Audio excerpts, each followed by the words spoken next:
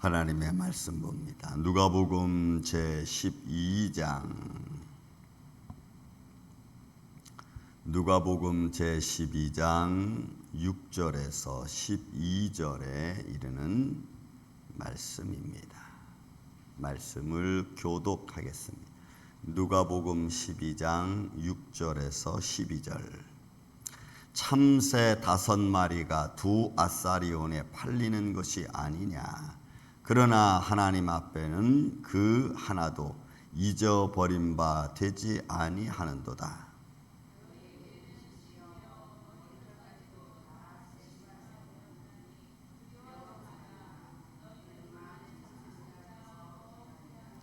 내가 또한 너희에게 말하노니 누구든지 사람 앞에서 나를 시인하면 인자도 하나님의 사자들 앞에서 그를 시인할 것이요.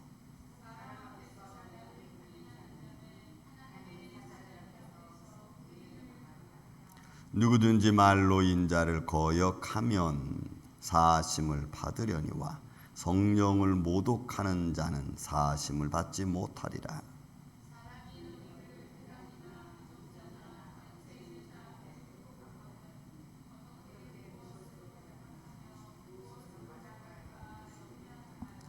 마땅히 할 말을 성령이 곧 그때에 너희에게 가르치시리라 하시니라.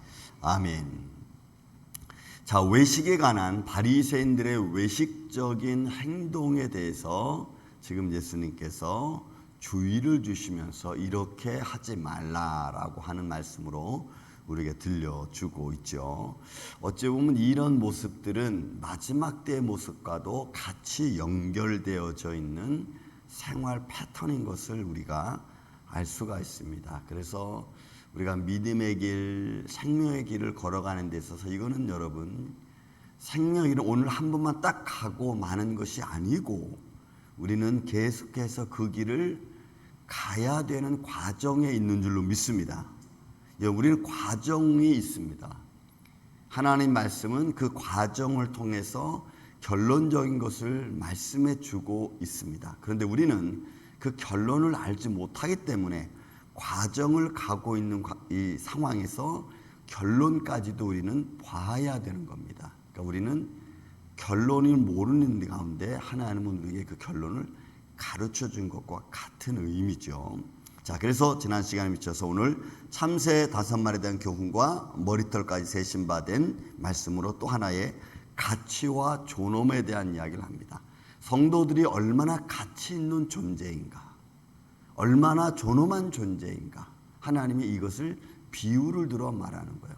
너희의 가치와 너희의 존엄과 너희가 믿는 것이 얼마나 중요한가를 참새 5마리 아사리온에 팔리는 이런 인간적인 그런 있고 없고 또 유익에 따라 판단되어지는 것이 아니라고 하는 것을 값어치 없이 가치 없이 존엄성 없이 이렇게 무자비하게 팔려나가고 그렇게 취급받는 것이 아니라는 것을 주님이 우리에게 말씀해 주는 거죠.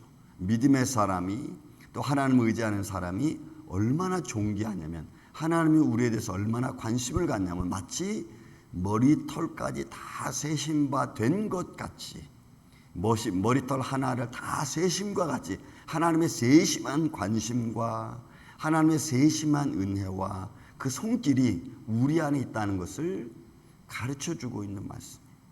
그러니 여러분 우리는 대충 무더기로 대충 가치 없이 존엄성 없이 그냥 막 취급받는 그런 존재가 아니고 하나님의 은혜 안에 취급받는 가치 있는 존재라는 사실을 주님이 말씀하시는 거예요. 그래서 하나님의 손길이 우리의 머리털까지 세심받은 그런 하나님의 관심 안에 오늘 저와 여러분이 있는 줄로 믿습니다. 그런 믿음에 있기에 우리가 우리 스스로를 가치 있게 봐야 돼요. 우리 스스로 아무렇게나 내팽개치고 우리 스스로 아무렇게나 막 그냥 굴리는 게 아니고 우리의 삶이 모든 이들에게 참으로 가치 있는 모습으로 믿음의 사람으로 보여지는 게 여러분 중요합니다.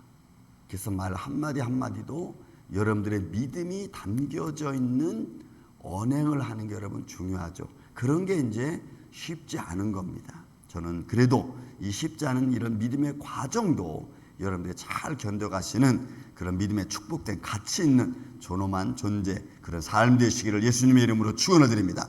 그 다음에 이 말씀에 또 들려주는 것이 8절 이하에 내가 또한 너에게 말하노니 누구든지 사람 앞에서 나를 여러분이 시인한다는 말은 선포하고 고백하는 걸 말합니다. 사람들 앞에서 나는 예수님을 믿는 사람입니다.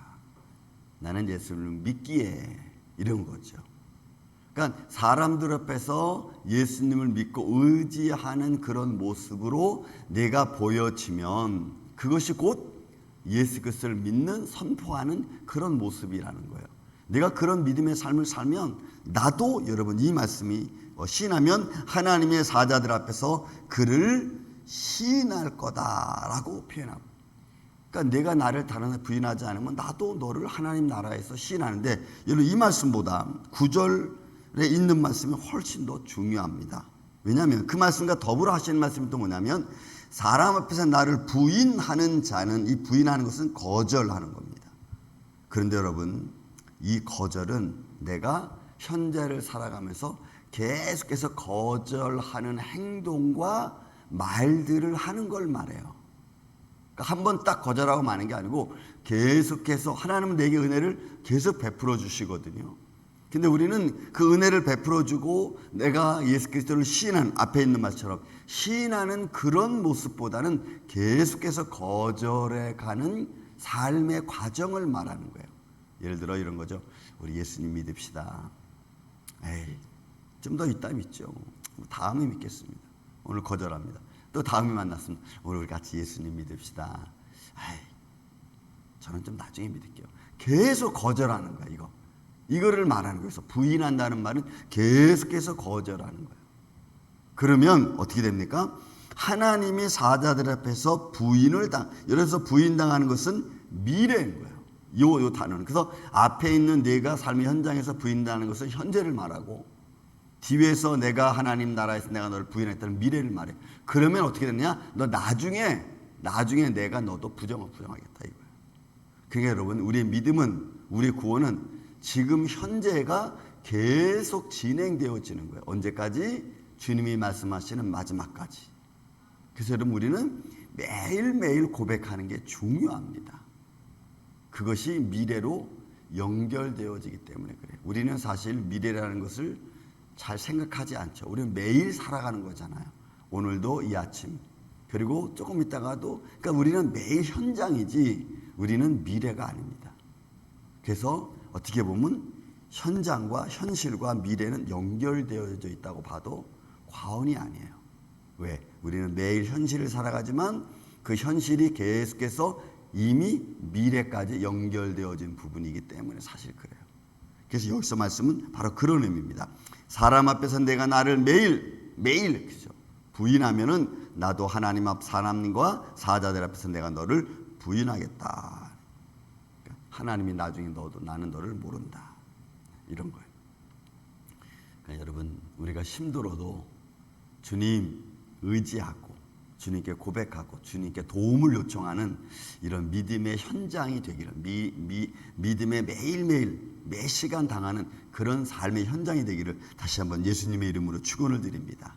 그게 믿음의 고백인 것입니다. 그 다음에 또 하나 말씀이 이제 11절부터 12절에 있는 말씀, 아니 10절부터 누구든지 말로 인자를 거역하면 사하심을 받되 성령을 모독, 이것도 역시 거절하는 거예요.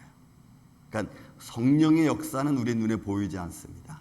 하나님의 말씀은, 예수님은 그 당시 이제 보여주는 현장이었으니까, 육신의 몸을 입고 보여주는 현장이었으니까 그 말을 내가 나는 그 말 잘 이해하지 못했다, 이런 말씀 속에서 우리가 부의정할 수 있죠. 이해하지 못해서 때로는. 그렇지만 성령의 역사는 말씀을 통해 이루시는 과정이기 때문에 보이지 않는 하나님, 성령의 역사가 우리에게 베풀어주는 은혜의 손길을 우리가 부정하면, 모독하면, 거절하면 이것도 거절하는 거예요. 그러면 포기하는 거죠. 그러면 이거는 사실을 받지 못한다는. 그래서 성령의 거룩한 역사를 우리가 보이지 않는다고 해서 우리 마음대로 생각하고 우리 마음대로 거절하고 우리 마음대로 포기하고 막 이러면 그것이 또 계속되어지는 거죠. 한 번 딱 그래서 많은 게 아니고 이건 계속 그런 모습도 말하는 거예요. 그것은 마지막에도 역시 성령의 은혜가 받을 수 없다는 거예요. 이런 모습은 뒤에 있는 말씀 11절 12절과 같이 연결되어지는 거 보세요. 너희가 만약에 회당이나 어떤 위장자에 끌려가서 어려움을 당하면 너희가 무슨 말을 하려는지 그거 걱정하지 말라는 거죠. 왜요? 성령의 역사가, 성령이 우리 마음에서 말씀을 통해서 역사하기 때문에 그래요. 그래서 저는 가끔 이런 걸 봅니다. 막 힘들어하는 가정, 때로는 뭐 고통과 아픔에 있는 가정을 보면은 가서 이제 제가 위로할 말이 별로 없잖아요. 예를 들어서 뭐 죽음을 맞이한다든지 뭐 계속 심한 고통 때문에 고통을 당하든지 그러면은 저는 위로할 말이 사실 별로 없어요. 왜? 그 아픔과 현장도 나도 겪어봤지만 어떤 세상적인 말로는 위로가 잘 안 돼. 근데 위로할 수 있는 유일한 길은 내가 하나님을 믿으니까 하나님이 나를 창조하시고 나를 회복시켜 주시는 것, 그거를 내가 의지하고 믿는 믿음이 있을 때 내가 아픔을 좀 이길 수 있는 힘이 생기는 거지. 세상의 사람의 말은 그냥 흘러가는 말에 사실은 불과합니다. 그러니까 이런 어떤 큰 위정자에게 내가 잡혀가고 육신적 고난을 당하고 어떤 영적인 고난을 당하고 있을 때에는 사실 그 어떤 말도 위로가 되지 않죠. 그래서 성령님의 위로가 필요한 거예요. 그때 너희는 염려하지 마라. 왜요? 성령님이 너희에게 무슨 말을 하려는지 가르쳐 줄 거고, 그리고 너희 아픔과 너희 수고를 그가 친히 담당하시고 이길 수 있도록 하나님이 인도하신다는 거예요. 여러분 믿습니까? 이거는 정말 당해보고 인도함을 받아본 성도는 알아요. 그러니까 여러분 순교하는 사람들이 어떻게 그 믿음의 그 길, 순교의 길을 걸어갈 수 있을까? 그죠? 너무나 힘들고 고통스러운 그 죽음의 현장이 그 시간마다 분초마다 막 흘러갈 때 느껴지는 고통은 이루 말할 수가 없죠. 하지만 그 아픔을 이길 수 있게 해주시는 이가 성령의 능력이고 또 성령의 역사인 줄로 믿습니다. 그래서 폴리갑도 화형당할 때, 야, 내가 80년 동안 살아왔는데 하나님은 한 번도 나를 부인한 적이 없다. 나를 배반한 적이 없다. 근데 내가 어떻게 지금에 와서 나를 80년 동안 한 번도 부인한 적이 없는 주님을 내가 이 아픔 때문에 지금 내가 예수님을 부인하겠느냐. 그런 거죠. 그런 믿음의 고백을 보면 참 정말 위대합니다. 그 잠깐의 아픔 때문에 나를 지금까지 보살펴 주신 하나님을 내가 부정할 수는 없잖아요. 그러니 우리는 주님, 지금 이 아픔도 내가 이길 수 있도록 내게 은혜 주시고 지혜 주시고 성령으로 충만하게 해달라고 우리는 기도할 뿐입니다. 그 기도 안에 하나님이 오늘 우리와 함께 역사해 주실 줄로 믿습니다. 그래서 우리가 나가는 거예요. 그러니까 주님이 하시는 말씀이 외식하는 자들에게 그래하지 마라. 너 두려워하지 마라. 성령님이 너희를 도울 것이다 말. 그래서 이 바리새인들의 외식은 그러면 다 지금까지 말씀을 쭉 보면서 뭐예요? 그들은 겉은 그럴싸한 거예요. 그렇지만 속은 다 배신과 불의와 거절과 이런 것들로 그냥 점철되어져 있어. 그리하지 마라. 왜요? 하나님은 마음의 중심을 보시는 분이니까. 그러므로 사랑하는 아침에 성도 여러분, 오늘도 또 오늘 이 한 주간도 어떤 일들이 우리가 만날런지 우리는 알 수 없습니다. 그 아픔의 현장 또 때로는 우리가 원치 않는 장소에 우리가 이른다 할지라도 여러분 하나님의 손길이 저와 여러분을 인도하시는 그 하나님의 손길이 형통한 길로 인도해 주실 줄로 믿습니다. 그리고 때로는 조금 아픔이 있으면 그 아픔도 이길 수 있는 길로 주님께서 오늘 우리와 동행하여 주실 줄로 믿습니다. 그 믿음으로 여러분 승리하시고 주님께 또 간구하고 주님 의지하는 마음으로 오늘 아름다운 열매를 맺는 복된 하루 되시기를 예수님의 이름으로 축원을 드립니다. 사랑과 은혜가 많으신 아버지 하나님 감사합니다. 때로는 우리의 삶 속에서 주님의 손길을 잊을 때가 있습니다. 너무나 힘들고 어려울 때 우리는 종종 주님을 믿는 믿음에 내 스스로가 의심할 때도 있습니다. 주님 그럴 때마다 우리를 용서하여 주옵시고 더 큰 은혜로 더 큰 하나님의 사랑으로 우리를 덧입혀 주시고 감싸 주시옵소서.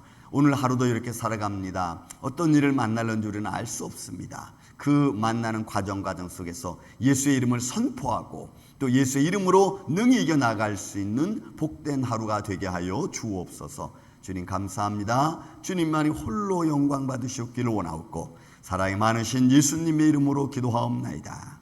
아멘. 하늘의